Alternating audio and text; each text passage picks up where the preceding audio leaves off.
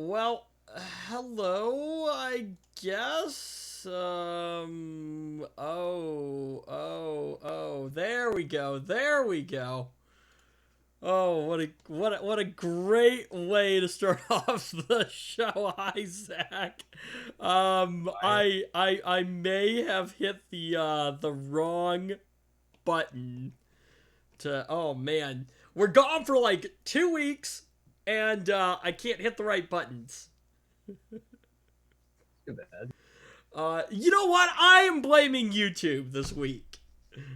I thought you were about to say you were blaming me. I was like, what did I even do? No, I am blaming YouTube. So, YouTube has this brand new, they finally rolled out their whole new live dashboard to apparently everybody now, and it is a piece of absolute hot garbage. Is that so? Oh my gosh, it is so bad that the guys over at Linus Tech Tips are supposedly going to have hopefully somebody from YouTube actually come onto their live stream one of these weeks so that they can actually explain to them just how broken the thing actually is. It's pretty bad. Too bad. Yeah, it absolutely sucks. So, like, there's no option for you to just, like, apparently go live anymore. No, you have to, like, schedule it now. Oh, that's annoying. Yeah, it's really dumb, and it's like broken, and like on their side, like analytics haven't been popular. I don't know. It's just this whole giant cluster, and hopefully they get it fixed. So, anyway, so on the plus side, I'm done with classes for the semester so far. So, I mean that's a thing. That's neat. Yep. So, intro to entrepreneurship, passed. Intro to networking, passed. Math, not so much. Oh, I just take it online. It wasn't that bad, but it was I annoying for took sure. mine online. I'm not good at math by far by any means.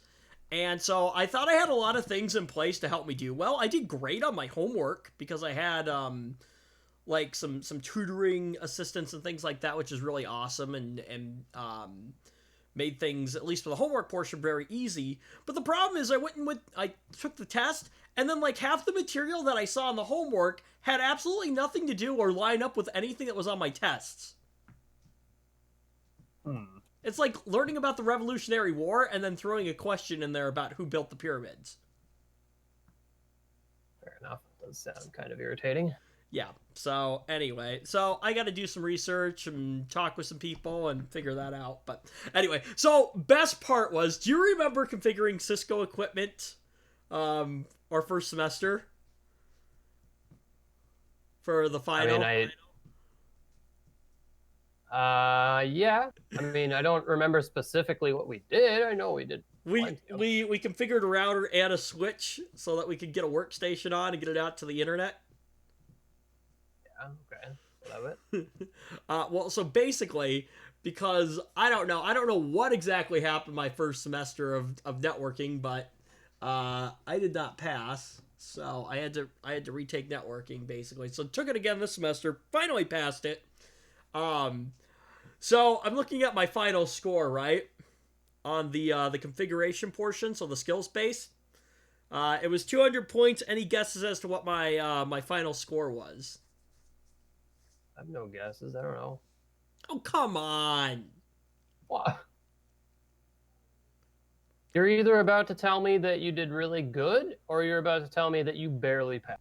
Well, I passed the class, so So which one is it? well, what do you think? Well, I would hope that you did pretty good since you're taking it again, right? 200 out of 200. Nice. So what was really funny was that so the instructor, which that particular instructor he Yes.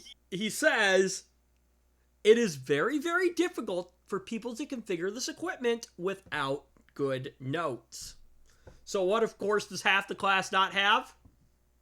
Good notes. That. So, meanwhile, so I have all my documentation from previous semesters, plus whatever other things I was like refreshing stuff on.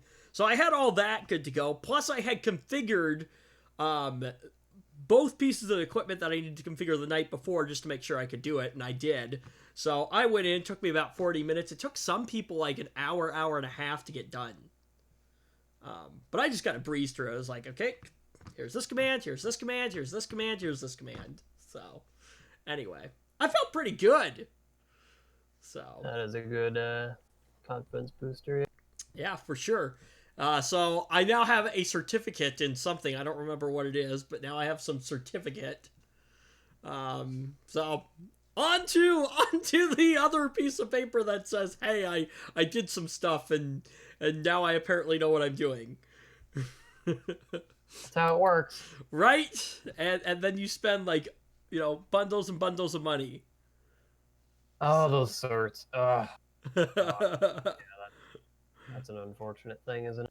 Oh, man. So, well, we'll have to see. I'm probably going to have to explain to financial aid why I didn't actually pass my math class, and then I'll just tell them that it was a stupid class.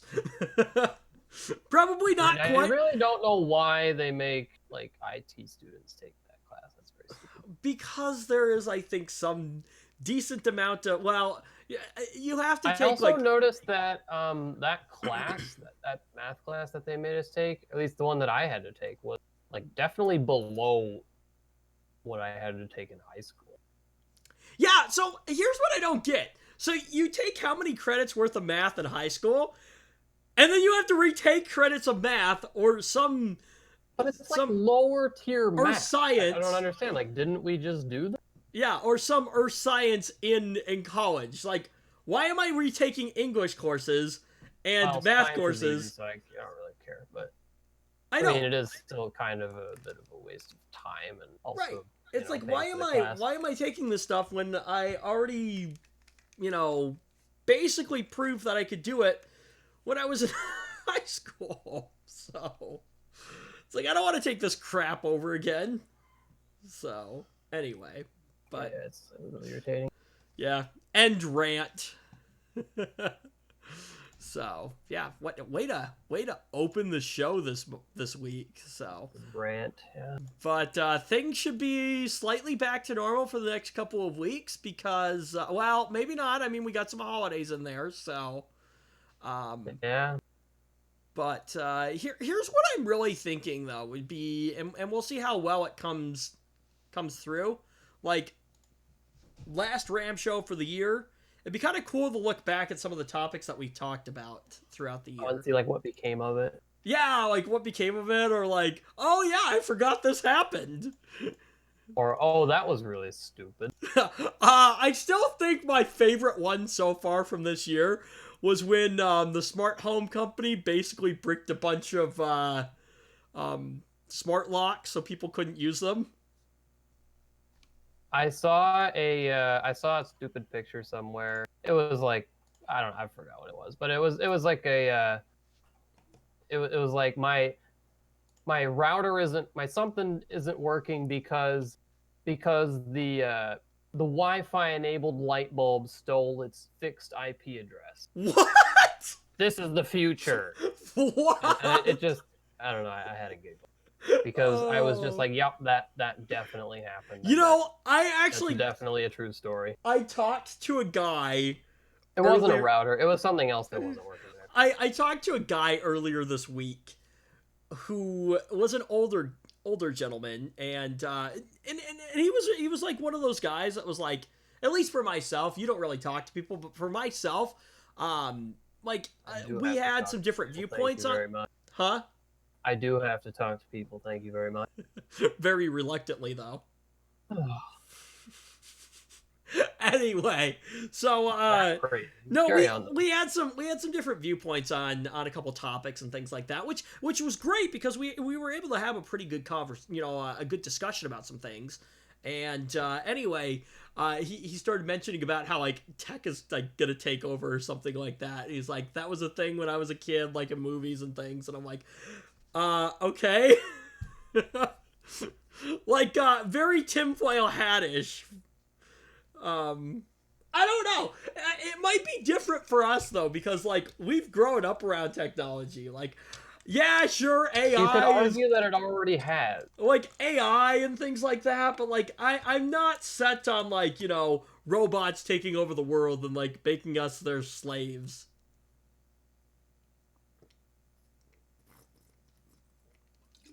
But you never know. So, I don't know. What do you think?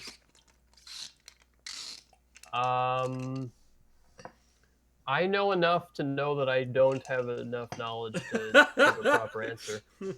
I don't know. I don't have my little tinfoil hat on over here, so I don't know. Maybe I'm just naive, but who knows? Anyway, on the show this week, we normally don't talk about Facebook, but I think this is going to be kind of funny. We'll talk about the 10th Gen Core i5 processors. Microsoft is doing something. Yeah, it is, and there's some interesting news apparently. Microsoft is doing something with Windows 7 right now, very reminiscent of Windows well, we'll talk about it anyway. We'll talk about AMD's RX 5500 XT graphics card and the 2021 iPhone, which apparently will have no ports on it. Yep. And roll the intro.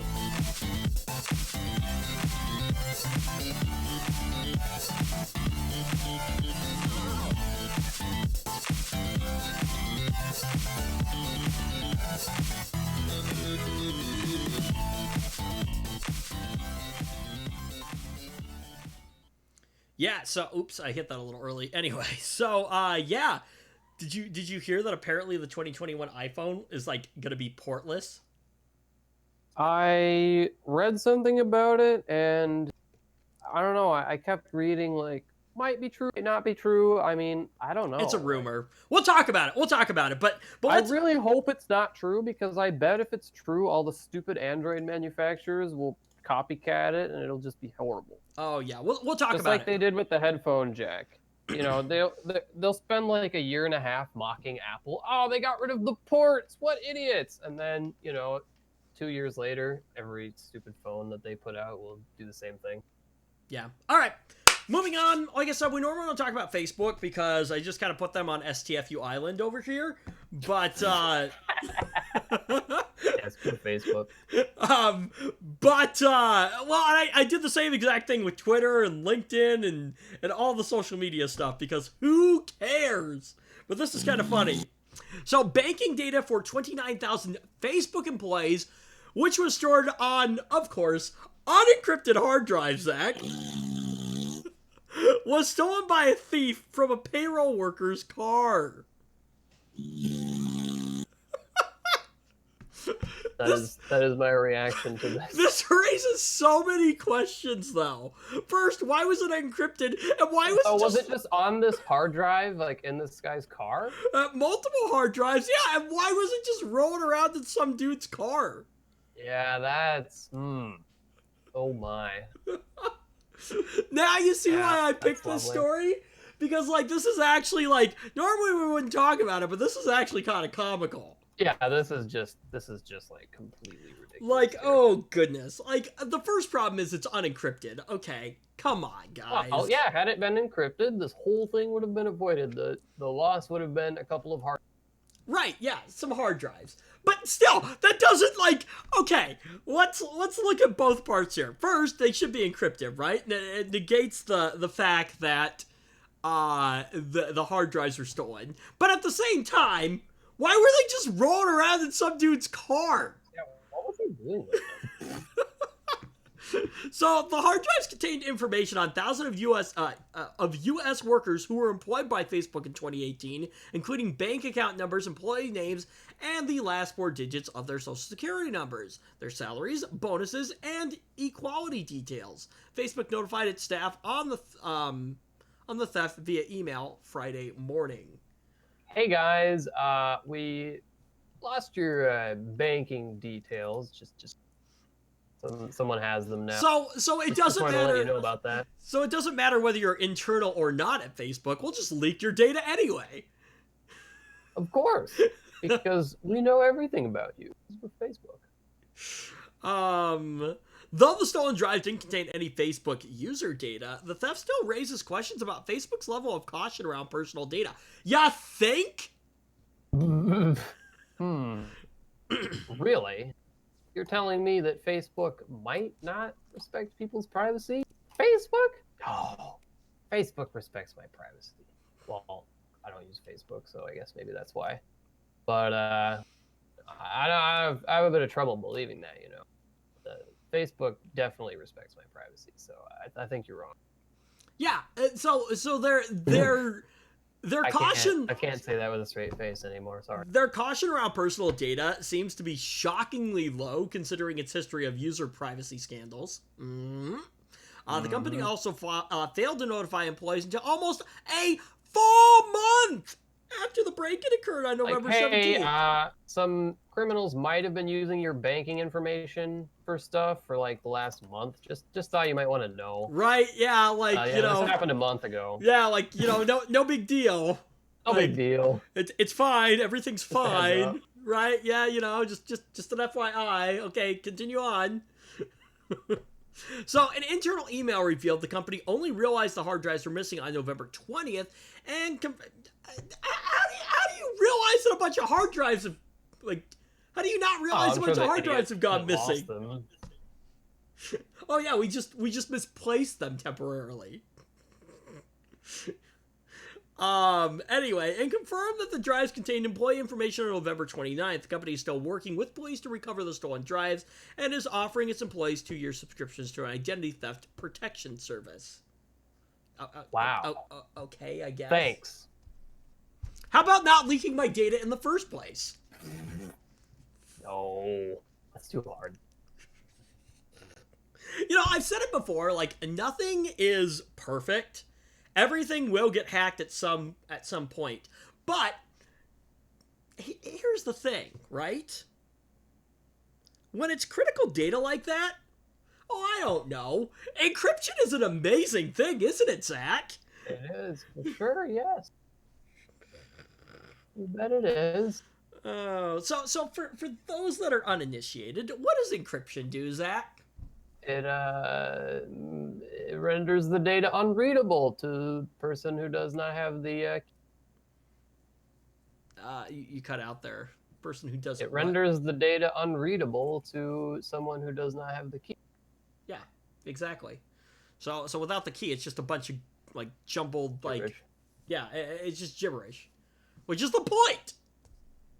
This is the whole point. So,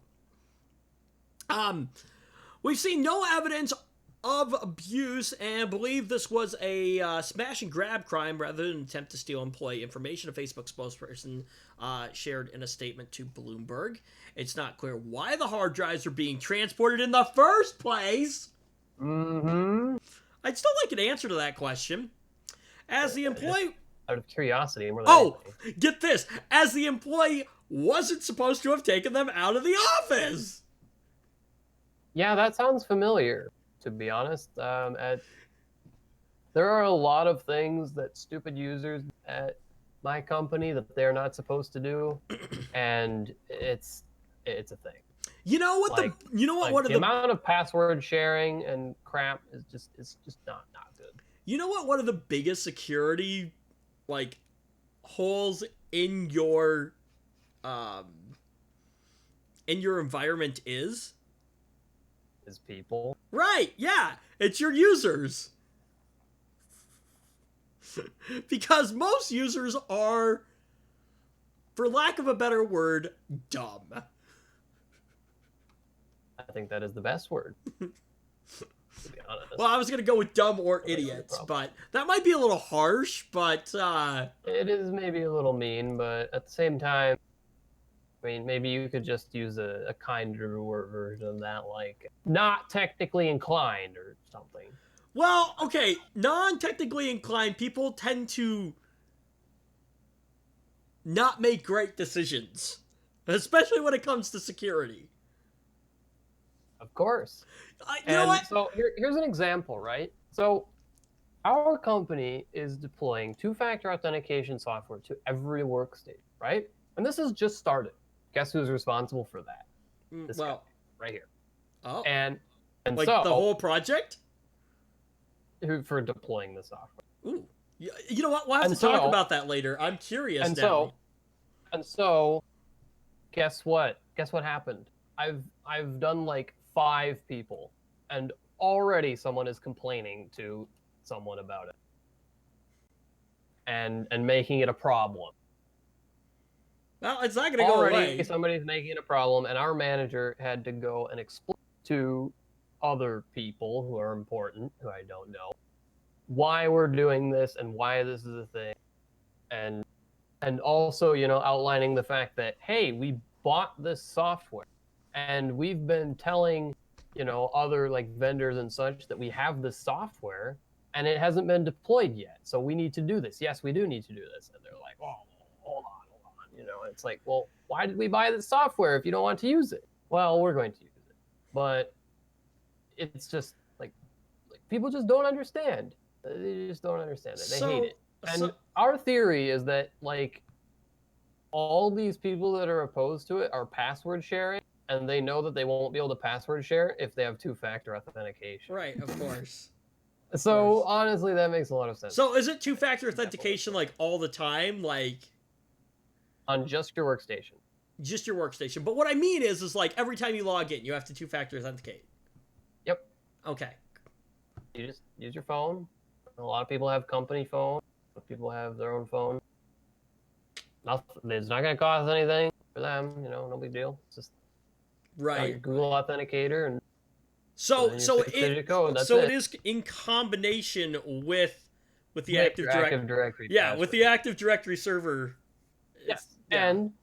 And there are even good sides to this for these people. Like these people will now be able to reset their own passwords, and the password lifetime will be doubled.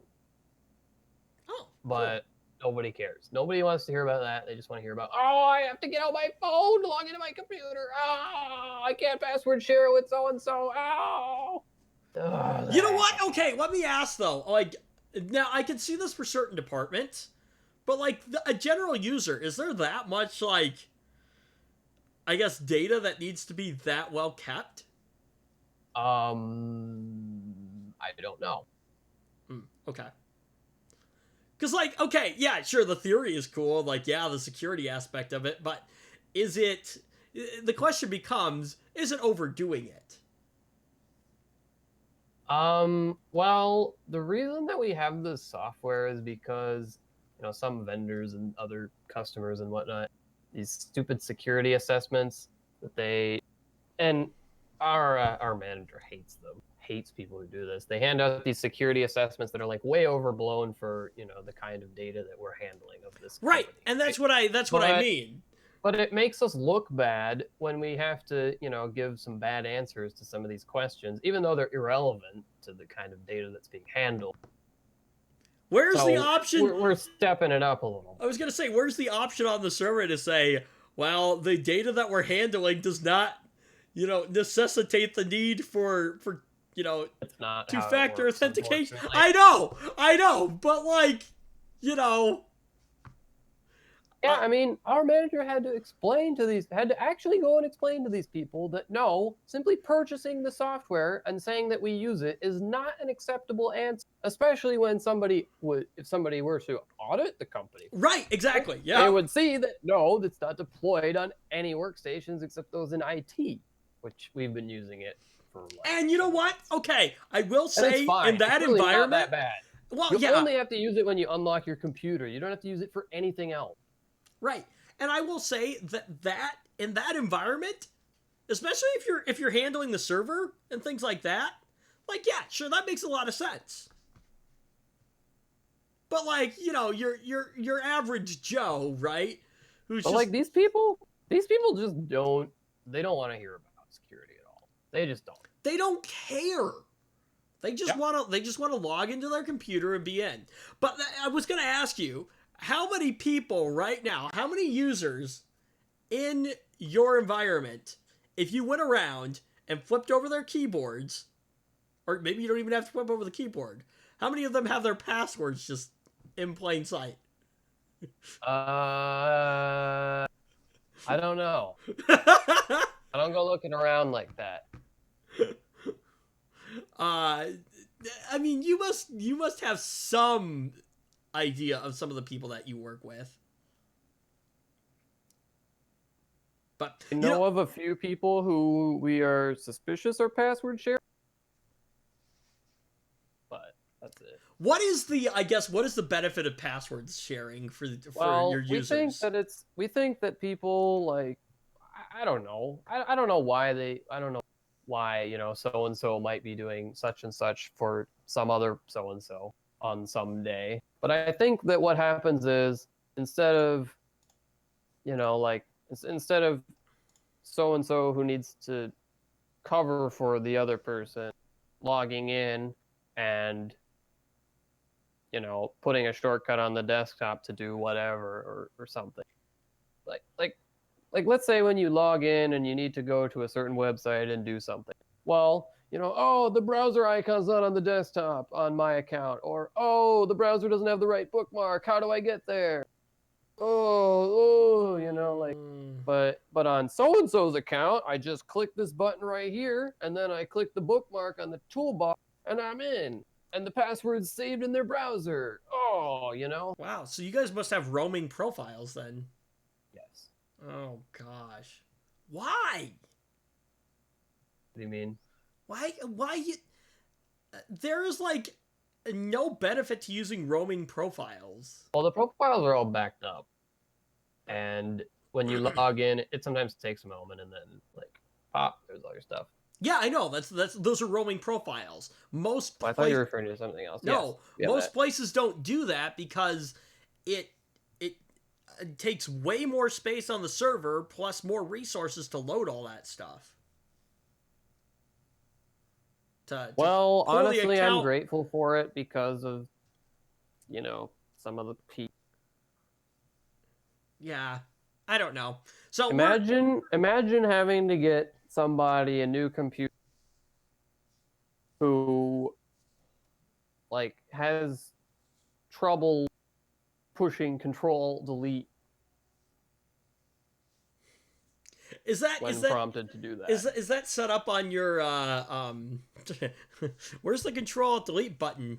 Or where's the any key? There we go. No, we'll see how this goes. I'm deploying a domain controller down at the church here, probably very soon. It's already actually been deployed. We just haven't actually put any real users on the domain yet.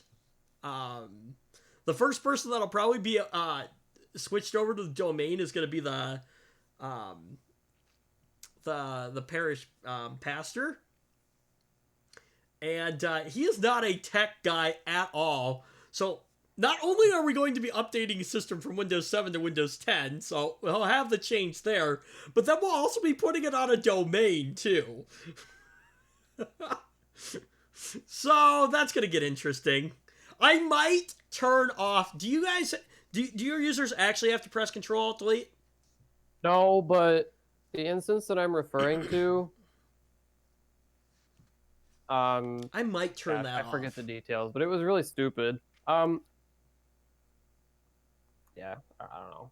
I just fixed the problem in 2 seconds, and then he held on to me for 45 minutes to fix his stupid email. I'm getting flashbacks. You guys farm your email stuff out though, don't you? No. Oh, you guys actually have your own email client and server? Client? No, we use Outlook. You have an Exchange server. Yeah, that's what I mean. Oh, yeah, but is it hosted on premise? It's at a co-location, but that's what I meant. You don't just farm the Exchange service out to Microsoft. You guys actually manage it. You run that. Ugh. I feel for you. We run a lot of stuff. I feel for you. I mean, it's... if I could... Technically speaking, a lot of this is not my responsibility. But exactly. I do it anyway, because it's interesting and I should know. I should learn about it. Right. But so the campus used to do that, right? And then they decided that they were tired of managing the whole Exchange server. So they just farmed the email portion back off to Microsoft and said, here, we'll just pay you money so you can manage it. No problem now. We pay. So actually, so the church, because it's nonprofit, we're actually getting like Microsoft Office and like their suite for like nothing right now, which is really cool. So, and yeah, and I gotta figure out the amount that we have to spend on that is like just ridiculous.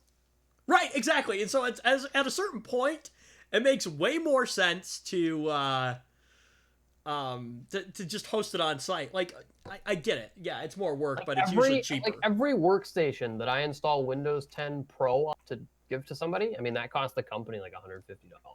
You guys have like a gold image too? What do you mean by that? We just have like a volume license. Right, but I mean, do you like when you do it, do you just load it basically from like an image? No. Yeah, that's what I meant. Like, do you have a core image that's like, you know, got everything installed? No, I don't have that. It's not really that difficult to configure on it. I just install it and install a couple of programs, right. And what do you do? Yeah. Especially since everybody has different programs and junk that they want on their computer anyway. Right, and a lot of stuff you can configure through group policy. So, like, I configured all of our systems to turn off the stupid search bar in the corner. I need to figure out how to get it to uninstall all the, you know, extra crapware that gets installed automatically on each account. I did manage to get it. I did manage to tweak a couple registry editor or entries so that yes, the stupid Cortana search bar is off by default. The task view button is off by default, and the stupid Microsoft Edge icon that gets added to the desktop is off by default now. So, those are things. Yeah, they're annoying. Yep, but I actually I need to do it don't ever mess with those because nobody cares. Nobody complains about that being there. So I didn't like them, so I just to do that. Yeah, I don't like them either. I'm afraid to touch that kind of stuff because it's like, you know, and I'll give a computer to somebody and they'll be like, "Where's my search bar?" or whatever. It's terrible. I turned it off by default when I set up the new systems. So when I switched our Office Manager over to our Office Secretary over to Windows 10, even before I gave the computer to her, I had already turned that stuff off. So it's never been there, and it never will be there. That's good. Probably will never know it exists. Exactly. That is the point. So good. Anyway, probably good. Moving on. It looks as though the 10th generation Core i5, which is the 10600, because apparently, you know, Intel just now sucks at naming their products. What of it? This name is not that bad, though. Specs have been revealed thanks to a since-removed 3D Mark benchmark result appearing for the chip. As Hot Hardware reports, the 3D Mark result is most likely for an engineering sample of the processor, which isn't expected to launch until some point in the first quarter 2020, but the benchmark was performed with the 1060 chip installed and a Z490 motherboard alongside 32 gigabytes of memory. What the benchmark reveals is that the 10600 uses 6 physical cores and runs at a base clock speed of 3.3 gigahertz, turbo boosting to 4.7 gigahertz. The standout feature, however, is the inclusion of Intel's hyper-threading technology. Oh, that's cool. Which allows the chip to offer 12 threads of computation. Funny, Intel. People might have not, you know... Not appreciated you taking that away. Right. Not really any technical reason to remove it. Right. Other than they wanted to push i9 chips. Well, I mean, they didn't exactly pick a great time to do it. I mean, they're like, hey, AMD is finally making something that actually gives our chips a run for their money. By the way, why don't we remove some features from our chips? That'll teach, and then people can buy our more expensive chips. Meanwhile, let's figure out 10 nanometer. I mean, I think at this point they're just like, whatever, 10 nanometer sucks. We'll get them in 7 nanometer though. You know? Yeah, because 10 nanometer went so well. But yeah, so hyperthreading allows an operating system to treat every physical core on a chip as 2 processors, which allows for better performance if used correctly. That's funny. That's cool. Kind of like how processors seem to work better if they're properly cooled, Apple. I mean, that's a thing. No. I still love Apple's claim. Yeah, we are going to be switching away from Intel's processors because of their downfalls. Yes, because you can't properly cool them. Just saying. Intel moved away from including hyperthreading on its mainstream Coffee Lake processors this year, but it seems the technology may be making a comeback for this new, get this, 14 nanometer Coffee Lake S chip. Okay, so, hey, that actually reminds me of something funny. So, apparently Intel is relaunching wait for it, the Pentium G, I forget the exact name, something 38. Which is a 22 nanometer Haswell chip. Yeah, I think I might have heard about this. So what is the point behind it? And do we have specs yet? It's already been a thing. It's been a thing for like years. They're relaunching it though. Okay. Yeah, they're relaunching it. So what are specs on it? What is it? Is it it's a dual core? It's a dual core Pentium. What? Okay, fine, sure. For I don't know why they're doing that.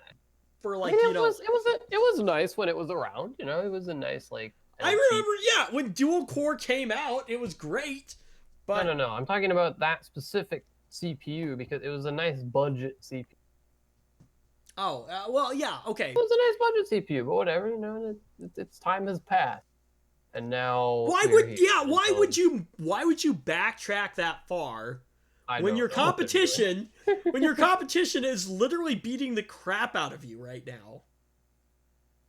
Yeah, I mean it's terrible what they're doing. They should make something better performance, better prices. Shall we mention? I don't know, 10 nanometer. You mean 7? Are they on 7 now? Is that what they're on? Yes, they're on 7. Oh, okay, 7 nanometer. 7 nanometer. 7 nanometer? I haven't been paying much attention to CPUs and GPUs, but I know that. Yeah.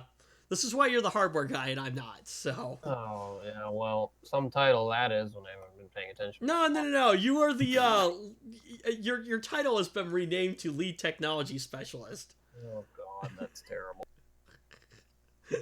Well, I mean, you have more seniority in technically what is TechMeme. Actually, funny story about that. So I went down to the courthouse on Monday last week, was it? I don't remember. I went down to the courthouse sometime last week, and I actually filed a trade name agreement for TechMeme Media. Don't know what that does for us. Basically, so registering it basically registers that name as like a legit company name now. Wow. So. Fancy. So TechMeme Media on the technology service side is actually like not profitable, I guess you could say, but it has actually got some clients and is bringing in some money. You're doing that? Mm-hmm. Okay.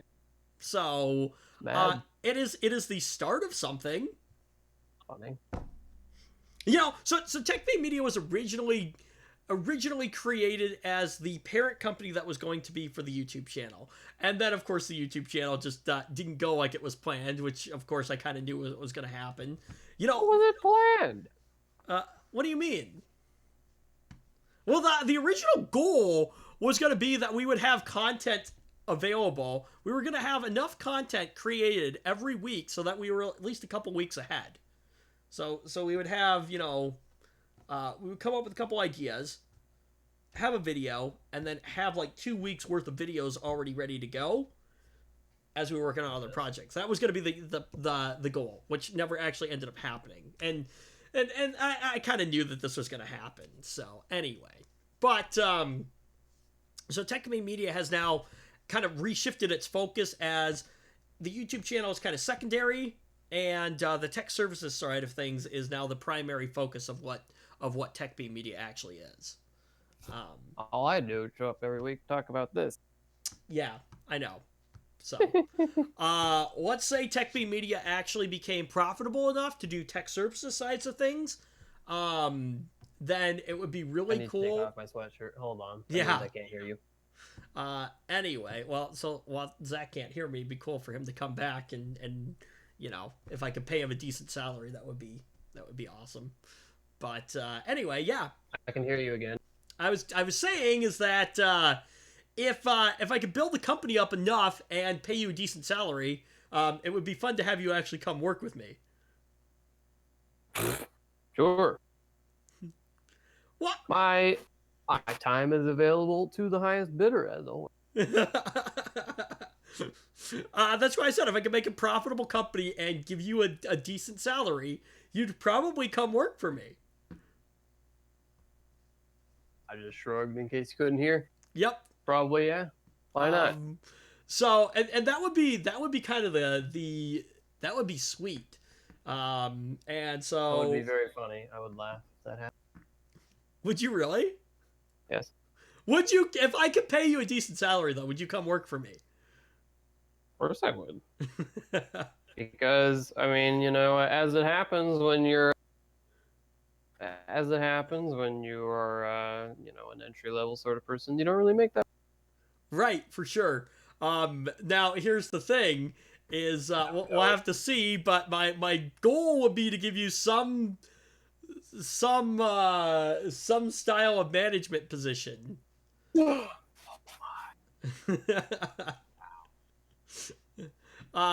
you know what? I'll believe it when I see it. Basically your position would be, yes, a lead technology specialist, and you like would a wild pipe dream right now, to be honest. It is, but it would be cool. We're possibly getting there. We'll see. Anyway, no, I would let you handle like mainly the tech services side of things. So, the theory is to let Joe hopefully coordinate. He would be our business administrator, so having him coordinate projects and billing and all that fun stuff, so we don't have to deal with that. Yeah, exactly. Awful. So, but okay, let's say we were able to be financially stable with that, then possibly with some possible free time, focusing more on the YouTube channel, and if that ever became something, that would be kind of cool. But anyway, yeah. So, although, so there's supposed to be a division of the company that would be, like, repair, possibly, and custom PC builds. Which, I feel that the market for that's not the largest, but certainly an interesting thing nonetheless. Well, on the repair side of things, possibly. But see, this is why our main focus would be, like, managed IT solutions. For not only like small to medium sized businesses and possibly even larger corporations, we'll see. Although by that point, usually you have your own people involved. Here's the one that I hate to be a naysayer, but we were just talking about the other day how a lot of companies are bringing that in after outsourcing it and didn't like it. That we're doing what? Are bringing IT in house. Right, yeah, a lot of companies are. Larger companies, but small size. Not to rain on your parade. No, yeah, no. large companies are, but small to medium sized businesses, especially small businesses, usually not. You usually don't have anyone who does that kind of stuff. But here's the other side of the market here, Zach. Home users. Do home users have those needs? I mean, they just have a cable company router, right? I'm thinking basically, think back to your old job. Oh, no.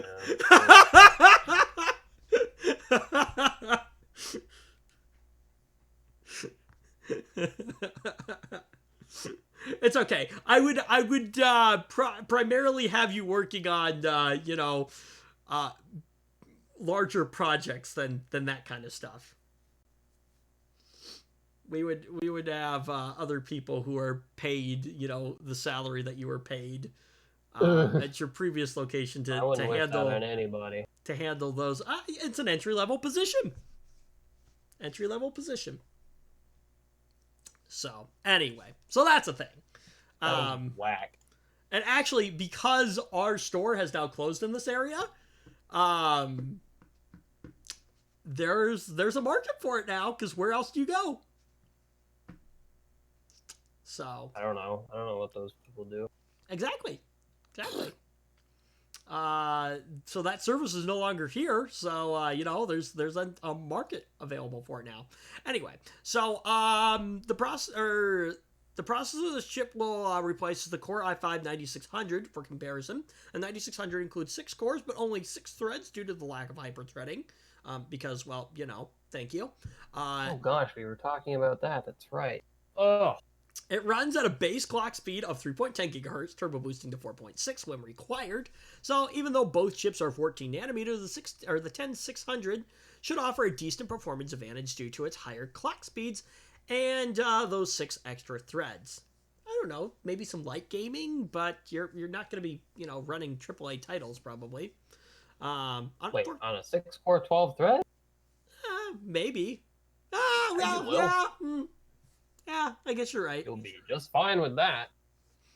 Unfortunately, for anyone planning to upgrade, you're going to need a whole new motherboard. Because, of course. Because it's using the LGA 1200 socket. God, Intel are just terrible at backwards. Whereas existing Coffee Lake processors use an LGA 1151 socket. Yeah. So, that's a thing. Intel is just awful at backwards compatibility. Seriously. See, that is one thing that AMD was very they made a big fuss about how exactly all this stuff is forwards compatible for several generations. Exactly. So I don't know. I don't know if I could put a 3rd series Ryzen chip in my motherboard or not. You have X470, right? I think so. Yeah. Yeah, you should be able to do that. Not that I need to. I mean, not that you need to. I'm rocking 8 cores and 16 threads. But wait, what are you running? You got a 12-core processor, don't you? Yes, I do. I hate you. Mm-hmm. I know. You want to swap? No. Come on! You're not even using all 12 cores. Shrug. I can probably take better advantage of the cores than you can. You know what though? So this opens up an interesting question here. And I maybe have read something. I think AMD is not supposed to be as great at virtualization as Intel is, but I do not know the answer to that. With all the extra cores and thread counts and things like that, you can get some decent virtual machines going in a system for not a ton of money. Yeah, I'm sure you could. So even on dabbled in that. Even on an older processor, on a 2nd gen Ryzen chip. So still be more than capable of doing that. But anyway. So moving on, time for our Microsoft news this week. So Zach, what happens in 2020? Windows 7 goes dead. Uh-huh. Windows 7 will die. So Microsoft has been noting Windows 7 users about January's end of support throughout 2019. Now the company is making its notification prompts even bigger. Yeah, full screen. Mm-hmm. As full screen pop-ups warn about the end of life on Windows 7. The full screen notification will warn that your PC or your Windows 7 PC is out of support and will start appearing on January 15th, the day after support ends. Microsoft will warn Windows 7 users who haven't upgraded their PCs are more vulnerable to viruses and malware due to a lack of security and software updates and no tech support. There will be 3 options to dismiss the message, including the ability to remind later, learn more, or, oh, this is interesting, don't remind again. Will it actually work, though? Probably not. Is my guess. The full screen prompt will remain on the screen until a Windows 7 user has interacted with it. The Windows 7 support will end on January 14, 2020, and Microsoft has been promoting Windows 10 as the main upgrade path for businesses and consumers. Windows 10 passed Windows 7 in market share earlier this year, and Microsoft's latest operating system is now set to hit 1 billion devices next year. Well, yeah, here's why, because the end of support for Windows 7. Because Microsoft basically is forcing you now to use Windows 10. Because, you know... Well, because they don't make another operating system that's... Yep, gotta mine that data. Like that. Gotta mine the data. Yeah. Get the data. Gotta mine that data. Your data. You know what's interesting though? So running on a domain, apparently you can actually, I think there's a group policy setting in there somewhere that allows you to disable Cortana. I'm sure there is. I wonder what others... Because whether Microsoft likes it or not, when they have to cater to business, you know, those businesses might have special software that doesn't play well with Microsoft's BS. Or special security concerns that they, you know, need to worry about. You know, it's interesting the number of well, actually, okay, so here's the thing though. So group policies are amazing things, and they offer a lot of options to do stuff, right? But here's the problem. Is that it's not perfect. So remember how I was saying that what the... Oh, joy. What? Oh. You ever do that thing where you hit caps lock instead of tab? Not too often, no. There we go. I was like, why can't I sign into our domain controller? Anyway, so...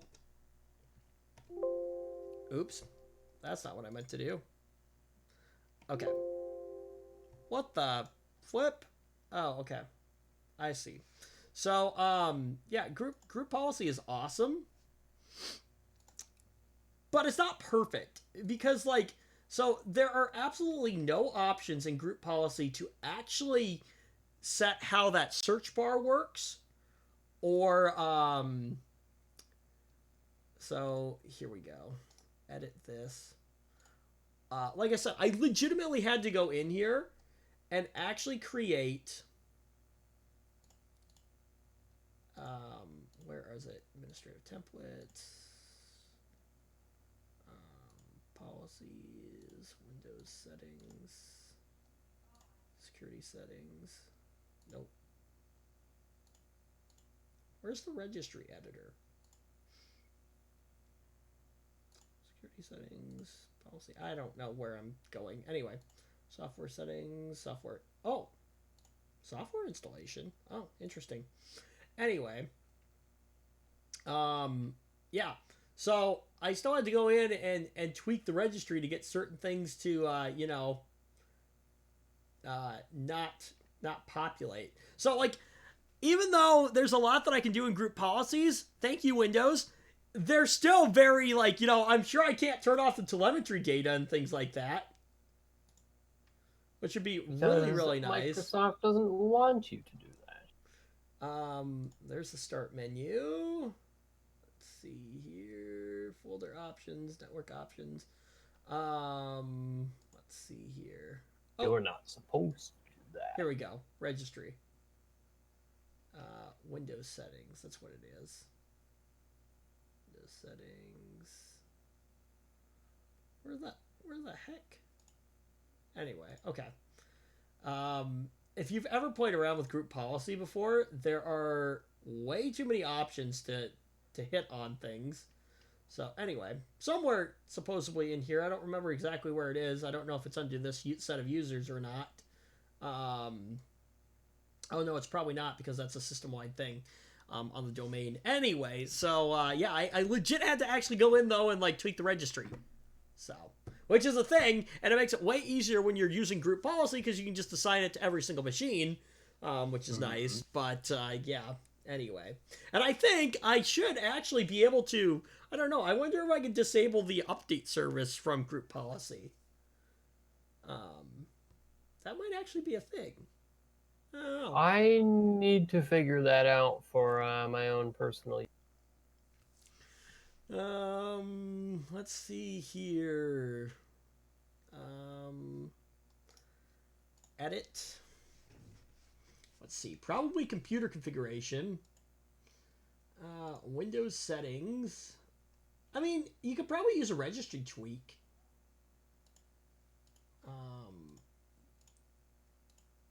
That would probably do it. Policies. Windows settings. No, administrative templates. Control panel. Regional language, user accounts, personalization, system. Is that it? Let's see here. Display apps. I wonder what remote assistance. Windows time service. User profiles. There's gotta be a way to do it, because I think you can use at least you should be able to use the domain controller to control how updates are actually sent out. But I don't know if that's actually a server service or how exactly that works. Windows components. Oh, probably Windows components. Microsoft user experience, Microsoft Edge. Can I turn off Microsoft Edge? Oh, OneDrive. I can actually prevent users from saving anything to OneDrive, which is kind of funny. That makes sense, actually. Oh, here we go. Windows Update. Do not display install updates and shutdown option. Is there... Oh, allow automatic updates, immediate installation.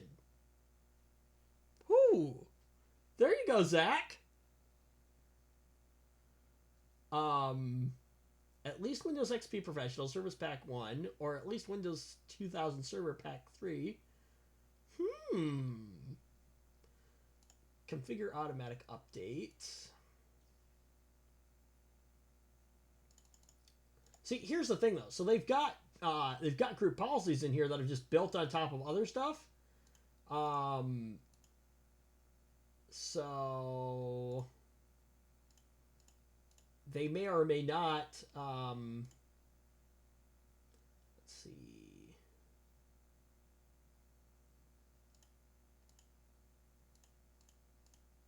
Do not include driver updates. Blah, blah, blah, blah. Yeah, so you might actually be able to do it through your group policy. Yeah, I'll have to have a look at it. I know that a lot of the options are kind of misleading, where it's like, well, you know, I did discover that, you know, we were talking about an option to like hide the Windows update, like whatever. But in fact, all it does is make any mentions of Windows Update within Windows disappear, but Windows Update still works. Yeah, basically, yeah. You can turn off portions of the control panel. So it's like I want it to go away completely. Well, how do we do that? Well, we need to find the option that isn't misleading and does work. But it doesn't exist, so you're gonna have to use a registry tweak probably. That's the problem. I settled for. What'd you settle for? I settled for setting the logon. The log on what? Whenever it feels like it, and I don't know how to prevent that from happening. Wait, what did you do? What did you say you did?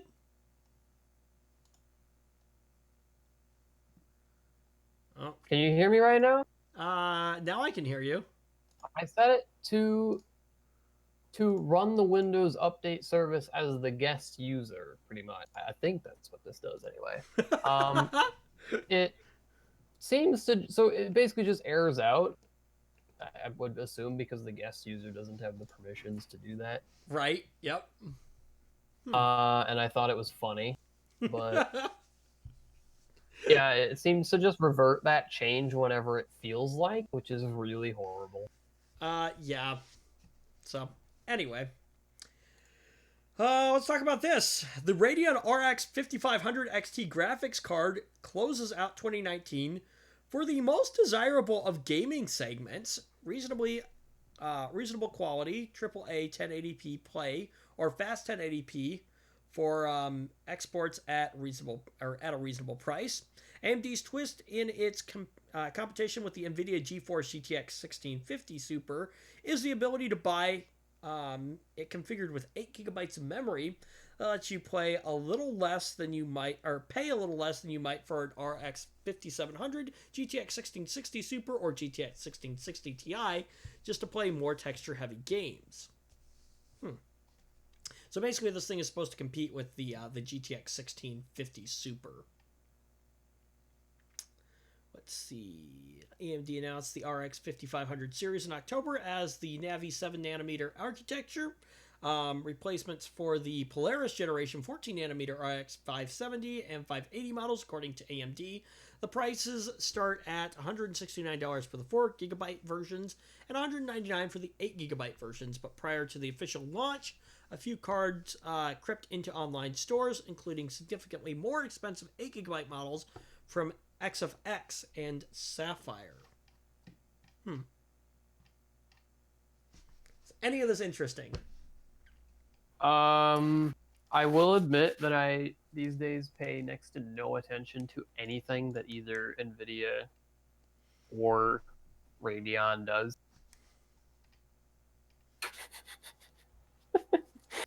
So, let's see here. Yeah, I don't know. I don't even know anything about the super cards, like any specs or anything like that. It's like their new version of a TI. Right, yeah, I know that. The fact that they kept the TI branding, so you can have like a TI Super, because of course you can. It's like the iPhone 11 Pro Max, because super duper mega edition. Because all the ray tracing, you know. Don't care. Ray tracing. About that stupid branding crap. Got it. I really need to do more like research. You know, into I stuff did like see that. Regarding ray tracing, I saw an interesting demo which was put out by Cry that performed ray tracing, or it did something like that on non-ray tracing cards. I think it's more of a software thing. It than was it is. very cool. It did like a software ray tracing. I think that's really what ray tracing is. I think it's more the software that does it than. Well, the difference being that the Turing cards have hardware that's designed to do that super efficient. Well, yeah, that too.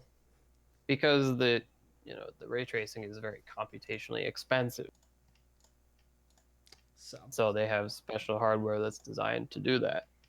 Okay. But the thing that was interesting about it was that your cards without that hardware were able to produce the crazy cool, good-looking image with only really a few compromises being done. It was pretty cool. I don't know, I wouldn't mind to see some games using that kind of technology for those of us who don't wish to spend $1,000 on a video card. Right. So, moving on. Let's talk about let's talk about Apple real quick here. The leaks from Apple's supply chain have become so accurate in recent years. The Apple events announcing new products simply confirm what we already knew. Now, analyst is predicting the iPhone released in 2021 will ditch the Lightning port, but not in favor of USB-C. I really hope this is fake news. I really hope this is a bunch of crap. Now, hang on. I can see one instance where this would be a good thing.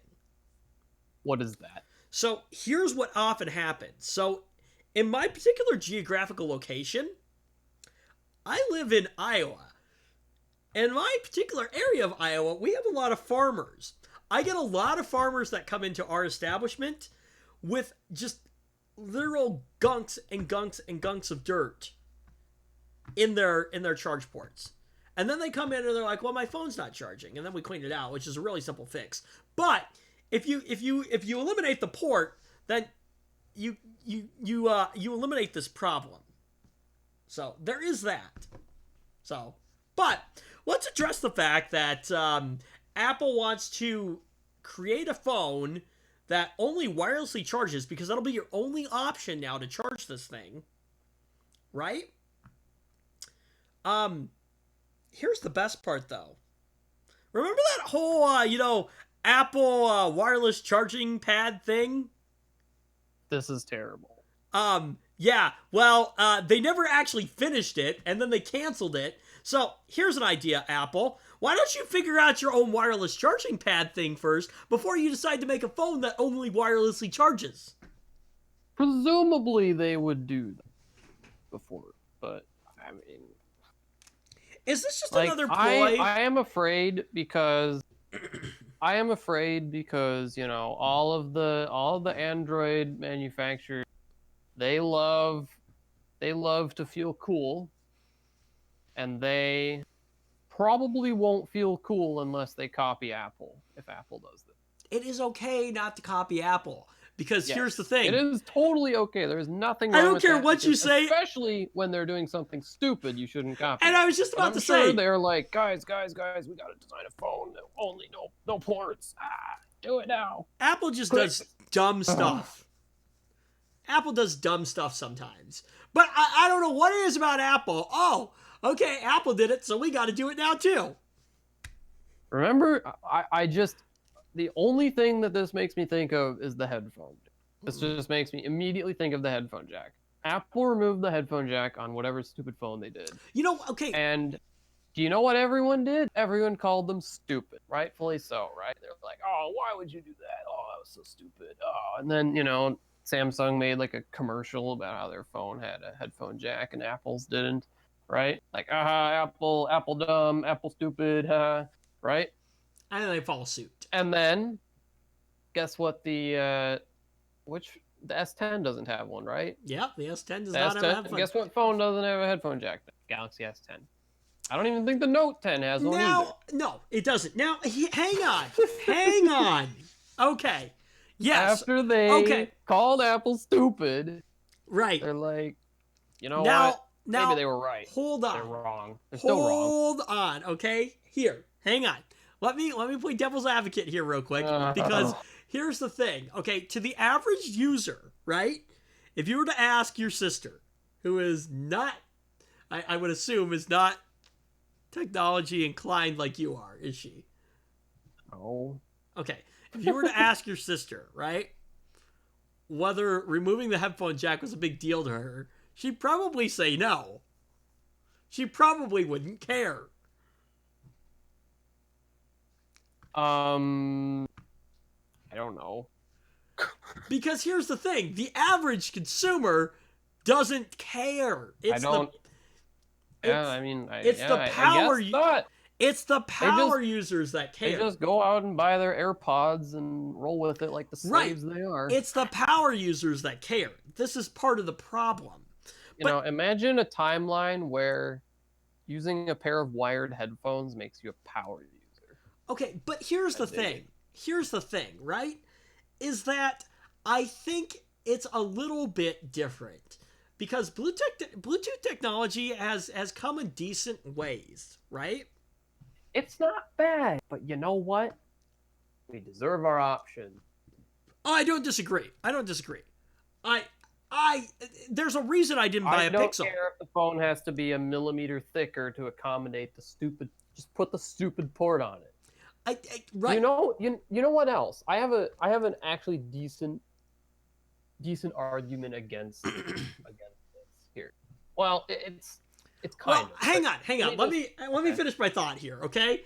Here's the thing, and to be fully transparent, I absolutely love my headphone jack. That is why I have a Galaxy S9 that has a headphone jack in it. It is exactly why I decided not to get a Pixel. I think the Pixel was cheaper, but it didn't have a headphone jack in it. I wanted a dang headphone jack, which is why I bought my S9, and I've been extremely happy with it. So anyway, what was I gonna say? Oh yeah, here's the thing. So Bluetooth technology has come a long way, and it's pretty decent now. I don't know if we're there with wireless charging yet, though. I just don't think it's there yet. Now, of course, this is the 2021 version, right? But it's not as efficient. Now, yes, there is less to go wrong, probably. Your charge port's not just going to fail on you. And there's also the argument that it's supposed to make the phone probably more, shall we say, waterproof, even though that's just a completely BS claim because nothing is waterproof. But anyway, okay, what were you going to say, Zach? Here's why I think that wireless charging is useless. Is because just about every flagship phone these ships with some form of fast charging, and it is awesome what they can do. Like, seriously. I can charge my phone from like 10% all the way up in about half an hour, maybe 40 minutes. Like, it is just whack. And why would I need to wirelessly trickle charge my phone if I can just plug it in for 20 minutes and get half a charge? Right, and you're not going to get that all day. You're not going to get that with wireless charging because it's not as effective. Like, if I forgot to charge my phone overnight, I can just roll out of bed, plug it in, and by the time I get dressed and I'm ready to go to work or whatever, it's got enough charge to last me all day. Right, here's the other thing. Why would I need wireless charging? I can just do that. No problem. Here's the other thing.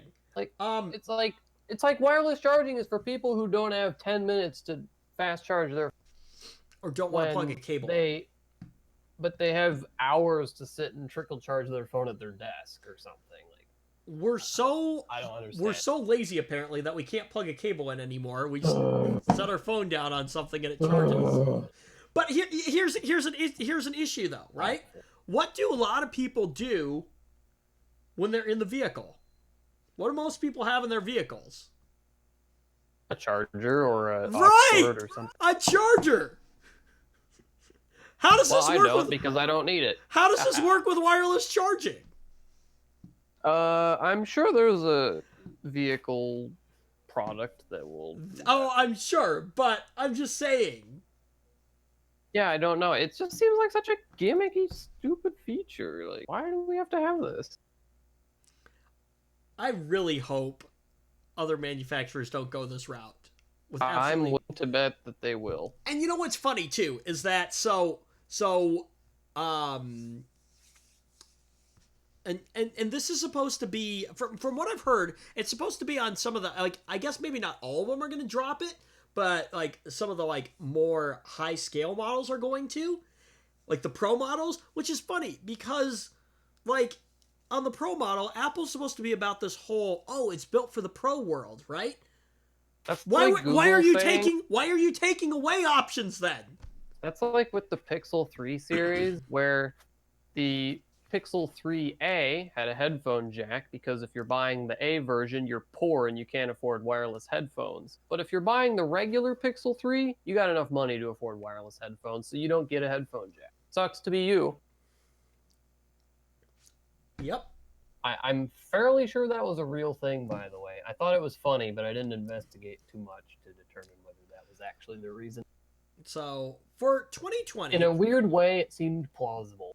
Mm-hmm. So back to this real quick here. For 2020, Ming-Chi Kuo, I think is how you pronounce this guy's name, he believes there will be a total of 5 new iPhones released. We'll get a 4.7-inch iPhone SE2, because that's apparently going to be a thing, in the first half of the year, followed by... I'm surprised a flagship phone without a ginormous screen. Followed Some people by like that.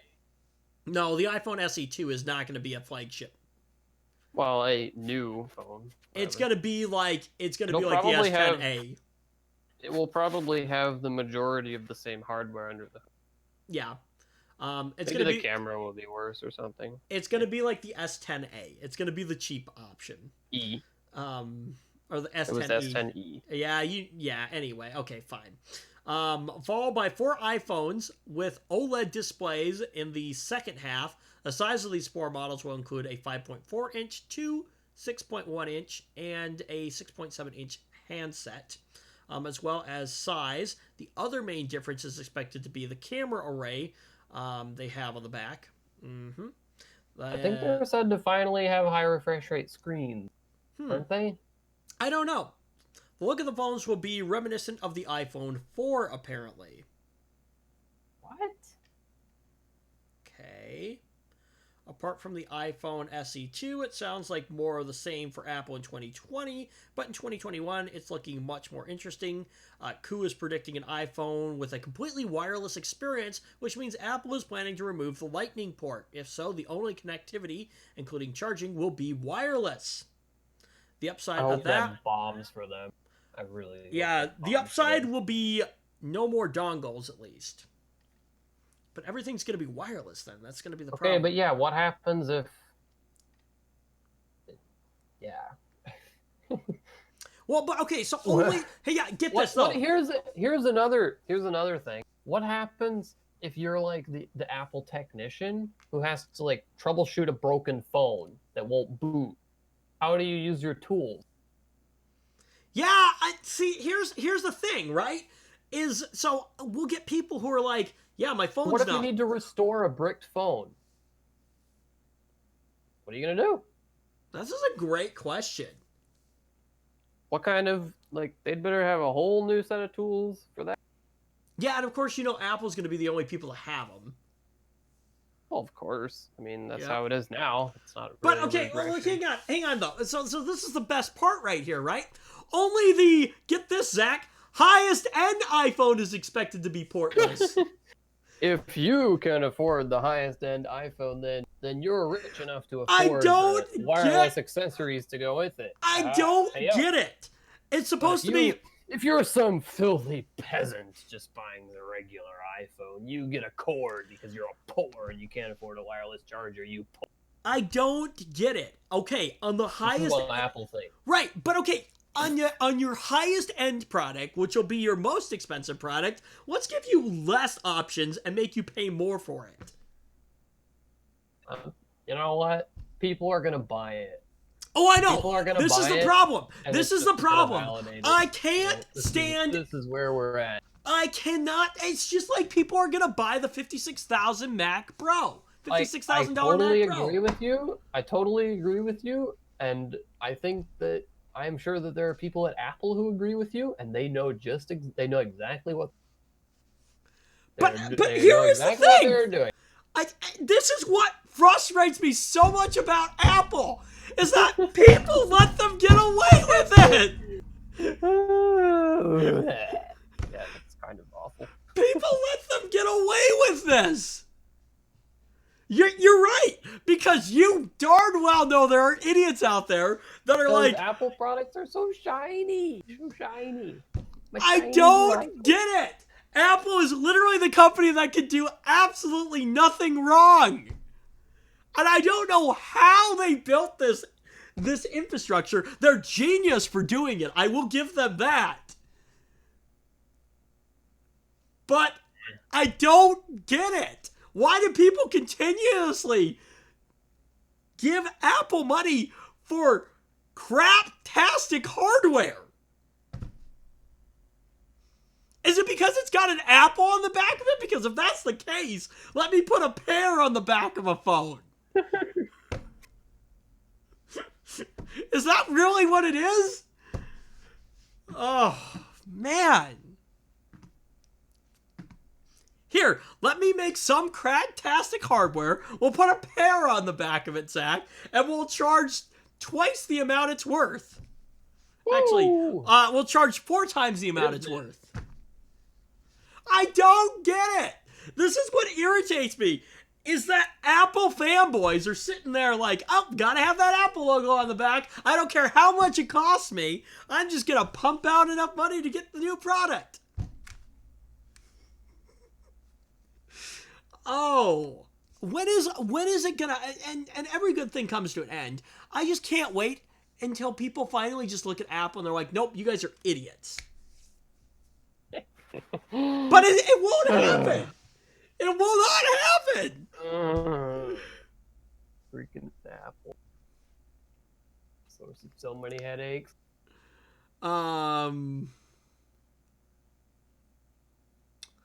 Oh, cool. Also believes that we'll get an iPhone SE 2 Plus in 2021 with an all-screen design and therefore no home button. It's expected to be a 5.5-inch or 6.1-inch device.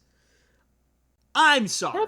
When are they gonna get those under the display fingerprint sensors too? Like Android manufacturers have had that for like the last year. No, because Apple is on their whole facial recognition thing. I hate that. So just like a few days ago, a couple of family members got iPhone 11s because of course they did, and guess who got asked to set them up? Yours truly. Mm-hmm. Yep. And as soon as I saw the Face ID crap, I was like, "You're seriously gonna use this?" I mean, I always see people fiddling with this and like looking all stupid trying to make it work. They're like, "Oh yeah, I'll use that." I'm like, "Fine, suit yourself." I will say, so on the I just wonder, like, why? Like, I just see people standing there looking at their phones, like, like twisting their faces, trying to get it to recognize. Like, welcome to the future, right? You have, because you have a under the display fingerprint sensor, and it is awesome and very fast, and it's very useful. Mine is on the back of my phone. I hate that idea. I really don't like that idea. No, I think some people like it though. I mean, good for them. Okay, you know what? Okay, here's the thing. It depends. If it's in my pocket and I'm pulling it out, it's nice. Because, like, or if I'm, like, picking up my phone and, like, bringing it to my face. So if I've got my phone sitting here, right? I'll pick it up. Like, by the time I get it up to my face, it's in, right? But I mean, I guess I could do the same thing with the M fingerprint sensor. The problem is when my phone is sitting on the table, right? How do I unlock it? You pick it up. I either pick it up or I have to type my passcode in. So that is dumb. But I have seen the under the screen fingerprint sensor on the S10, and it's pretty cool. So that is a thing. But yeah. Anyway. Yeah, I really think that the facial recognition, it just seems so clunky. Like, seriously? This? And the other thing is, the notch is just horrific. Okay, yeah, thank you.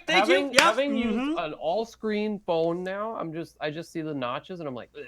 Well, does yours have a hole punch?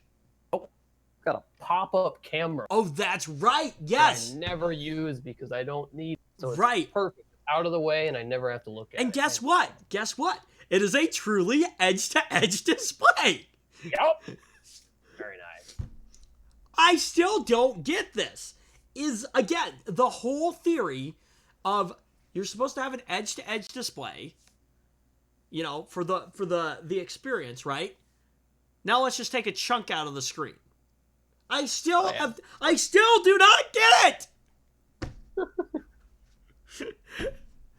I think that the stated reason that the notch is so large on the iPhone 11 is because it has several other sensors in there. Yes, like, yep. It's got the dot matrix printer. It's got the facial recognition. The dot matrix printer? Yep, which is supposed to be what allows the Face ID to work. Or the dot matrix projector, I mean. It's a projector. It's not a printer. I'm sorry. I think that it's called the time of flight sensor. The one that makes a map of your face. Oh, maybe it is. I thought it was the dot matrix. 3D. Dot matrix? What?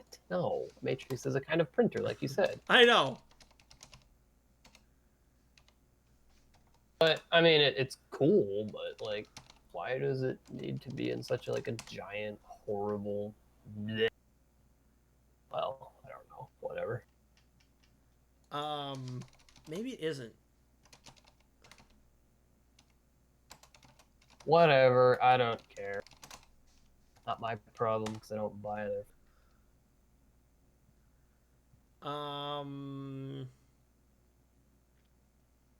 Oh, okay. It's the dot projector or something like that. Dot projector. Facial expression tracking. As well as providing detailed facial expression tracking for Animoji and because that's a thing. Yep. Oh, yeah, it's just a dot projector that projects a grid of small infrared dots onto a user's face. A module called the Flood Illuminator then reads the resulting patterns and generates a 3D facial map. And an infrared camera which takes an infrared picture of the user. Goodness gracious. But yeah, that's why the notch is so big on the iPhone 10. But anyway. Yep.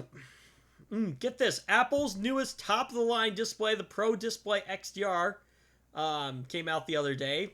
Doesn't come cheap. Again, you spend $5,000 on... Again! Here's another one of those Apple... Here's another one of those Apple... You spent... It's not enough to spend $5,000 on a display. No! You have to spend an extra $1,000 on the flippin' stand!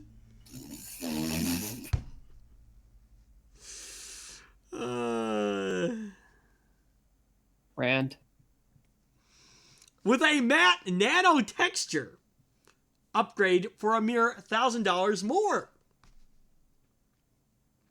If you buy that nano texture upgrade, though, and you ever allow a speck of dust to grace it, you don't dare think about cleaning it with some water on a microfiber cloth. Get this.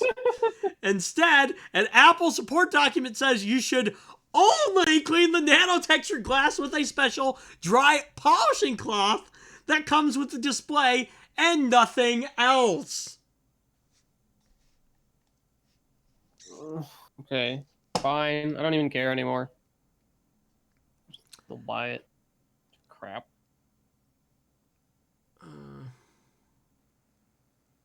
It's likely due to how the display is made.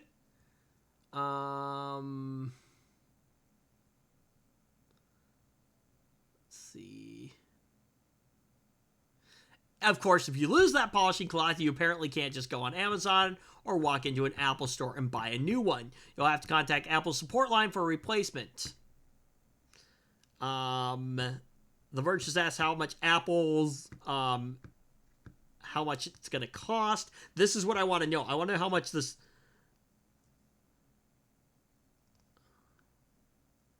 Yeah, so... Don't care. They I love this. The special cleaning cloth may be annoying.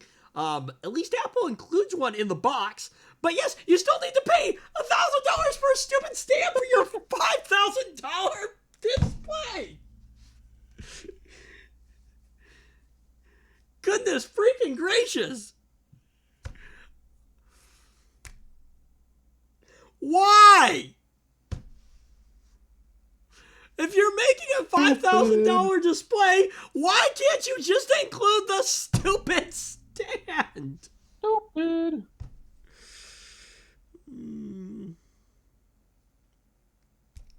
I don't get it.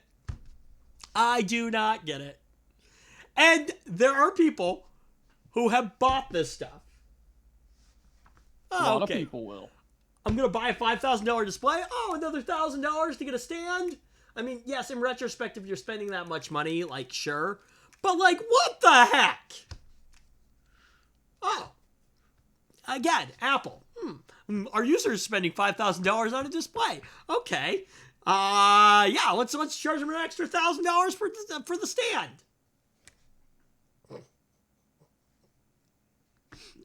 That's like going and buying a gaming monitor and then having to spend an extra $100 for the stand. Like, nobody would do that. But Apple. Ay. So, this is also funny.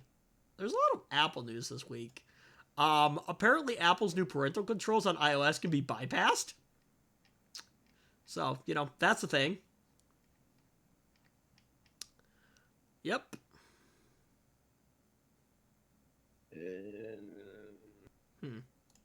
Apparently you use Siri on your Apple Watch to do it. So, yeah, okay. Yeah, we should probably end the stream before I continue to rant. So, oh man. I used to actually like Apple as a company. Apple used to be okay. And then they got dumb.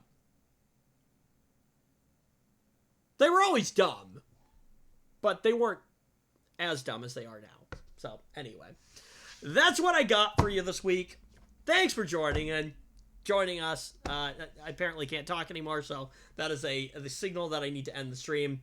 Yeah, so thanks for joining us. Thumbs up if you liked it. Thumbs down if you didn't. Get subscribed down below if you haven't done that. Turn on the bell for notifications. We'll see you next week. Goodbye.